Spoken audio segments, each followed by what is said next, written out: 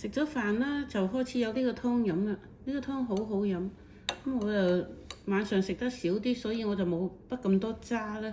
你睇阿葉生幾中意食呢啲渣，佢全部畢晒啊！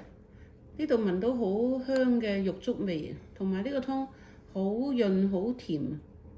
乜嘢時間我就分享乜嘢湯俾大家。大家好，今日嚟分享一個秋天適合嘅湯啦。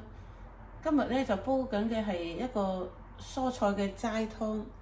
呢度咧全部都係潤肺止咳化痰嘅，咁啊老少平安個個都飲得嘅。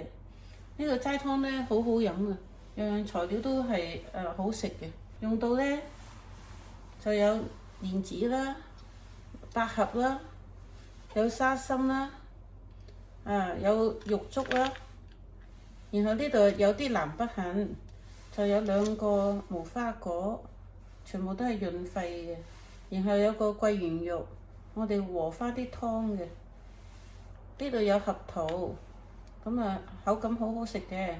就呢度有啲栗子乾，好簡單嘅材料。呢度齋湯咧就配搭咗呢啲水果啦。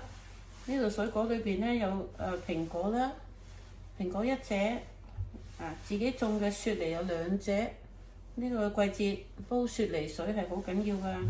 雪梨咧就搭上呢個雪耳，雪耳又係好清心潤肺嘅。因為有水果，咁我哋就要落幾片薑。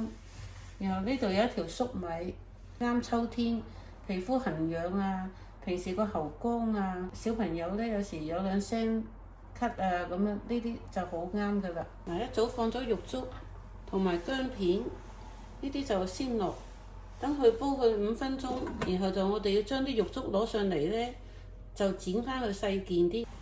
粟米咧我就中意食翻佢啦，所以咧就成條擺落去煲就算啦。呢度啲雪耳咧就係切開細嚿少少。蘋果啦就去咗個心喎，因為呢啲蘋果係有機蘋果，所以咧就唔使批皮嘅。啲蘋果皮咧好有用嘅。然後將佢切細嚿少少。啲雪梨咧係自己種嘅，所以咧個雪梨皮都好有用嘅。然後又係去心，啲水果咧好容易去核嘅。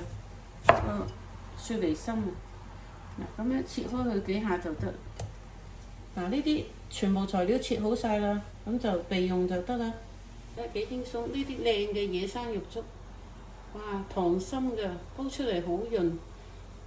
肉粥咧同沙參佢係並排一齊用嘅。肉粥好清心潤肺，黐晒糖漿嘅。啲野生肉粥好靚。我通常咧就唔會買切好片嘅肉粥嘅，好多嘢自己睇到咧就放心食。平時可以加啲花旗參落去煲煲肉粥好正。今日咧簡簡單單就先嚟煲咗呢個秋天嘅第一碗清潤湯。大火煲翻滾佢。無花果咧係女人嘅最適合嘅一個水果嚟嘅，所以我哋煲湯都會擺啲無花果落去，全部一齊煲就得㗎啦，好簡單嘅呢個湯。全程煲1個小時就可以飲㗎。我就擺多2粒椰棗落去，反正都係甜甜潤潤嘅，落乜嘢都冇，差唔多都可以嘅。呢啲冇落肉嘅湯啦，1個小時就啱啱好啊。粟米可以食嘅，全部呢啲湯渣都可以食嘅。我試一試個味道咧，啱味道就唔好落任何調味啊。好清甜。呢個湯唔好再落其他任何味道啦。